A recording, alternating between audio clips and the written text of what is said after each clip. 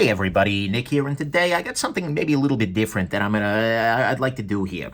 Today I'd like to do a little bit of direct comparison between two knives.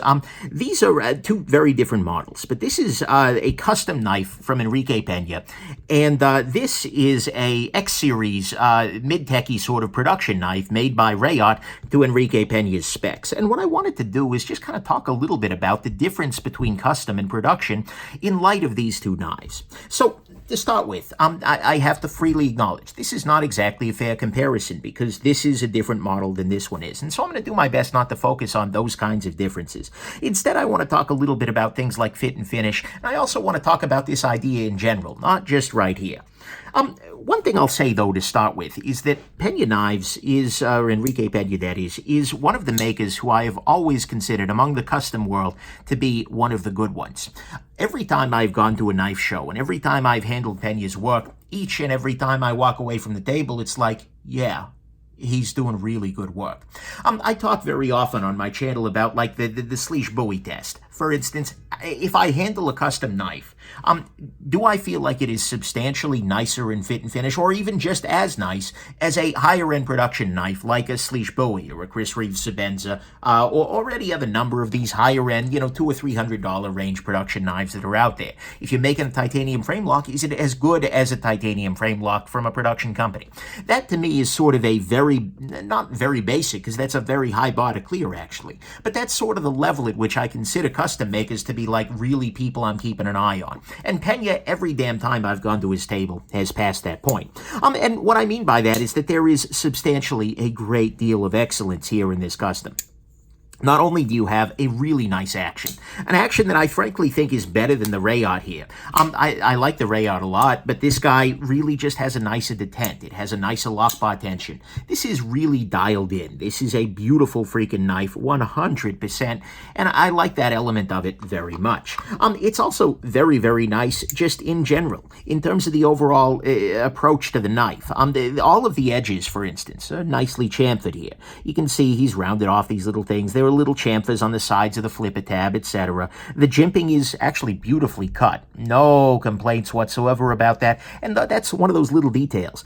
You also have this nice little area here, and you've got a beautiful satin finish on this blade, which, by the way, I think is CPM 154. This was sent to me, by the way, as a loaner from my buddy Chris, but the other ones in this model run that I've seen have been CPM 154, although there is no steel marking on the blade. But it has this beautiful satin finish, which offers a little tiny bit of mirroring going on here, but not that much reflectivity, and it's a beautiful even finish on there. It's absolutely just great in that way. And he's continued that satin all throughout these surfaces as well. It's just really nicely done.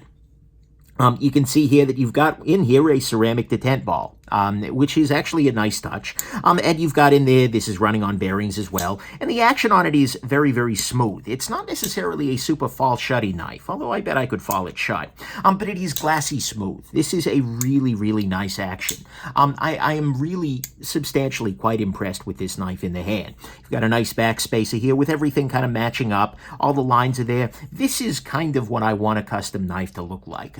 And considering that this guy is running, I was seeing these, again, this was on loan, so I don't know what it went for originally at the table, but I've been seeing these guys, a very similar knife to this one, listed on reseller sites for something like $500 to $600. So it's not that far off. It's not like a super, super expensive custom knife. Add to that nice little touches here, like the pivot here, which has a beautiful, not only this little dome screw here, but you've got nice little inlays around the pivot on both sides, what look to be some kind of a copper, which is great. You've got a clip here that works substantially well. It's a well-done clip. And again, just all of the hardware is on point. This is a custom knife, as I really like seeing custom knives, where it's just like somebody has made by hand something that is really impressive, even by machine-made standards.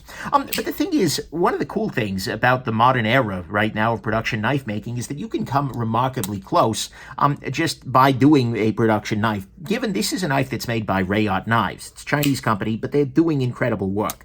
And they've done a lot of really good things here, too. You can see here there's actually some similarity in the backspacer style, although this one is protruding, this one is sunken.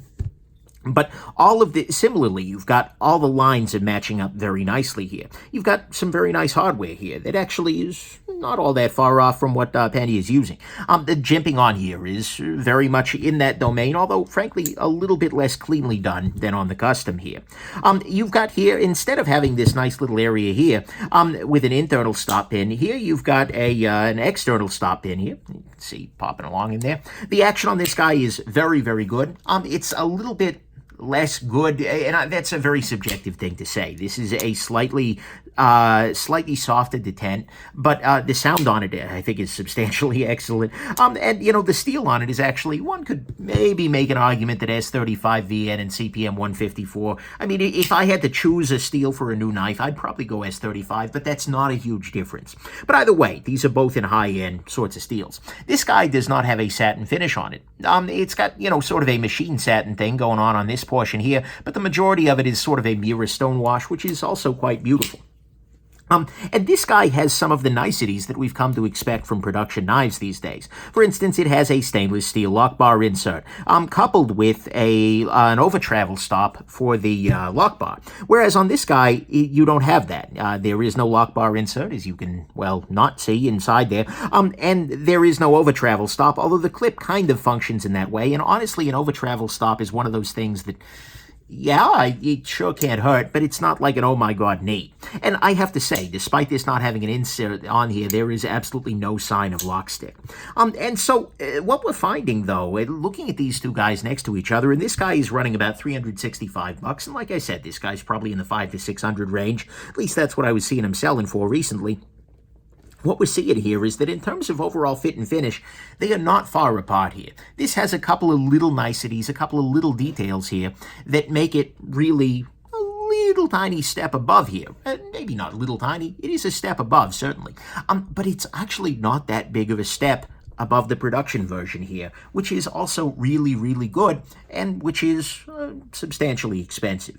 I'm sorry, substantially less expensive, although it is still substantially expensive. But this kind of gets to an interesting reality that we're facing in the custom knife world, which is, like I gestured at earlier, custom knives these days are not universally as good as production knives. And that's, to my mind, one of the marks of the great custom makers.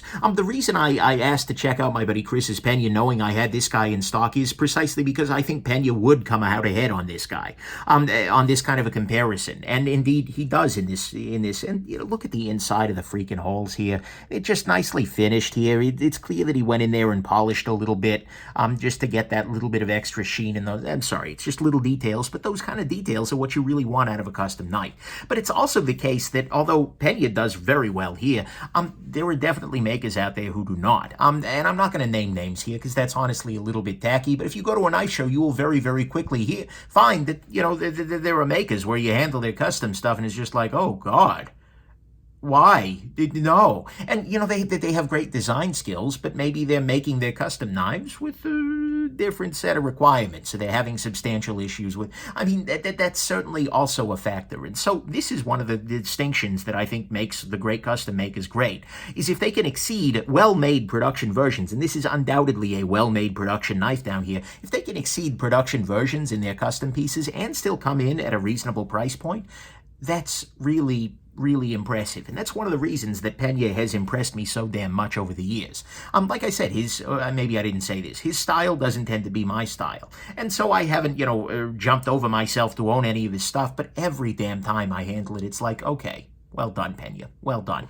And so hopefully you found this at least a little bit interesting. It's maybe a little more ranty than usual, but I just wanted to take that look. I wanted to do that comparison and see how a full-on custom Peña is going to, compare to a production version of his same kind of ideas and same kind of knives. And I think profoundly it is a good piece, and profoundly it's a flattering comparison.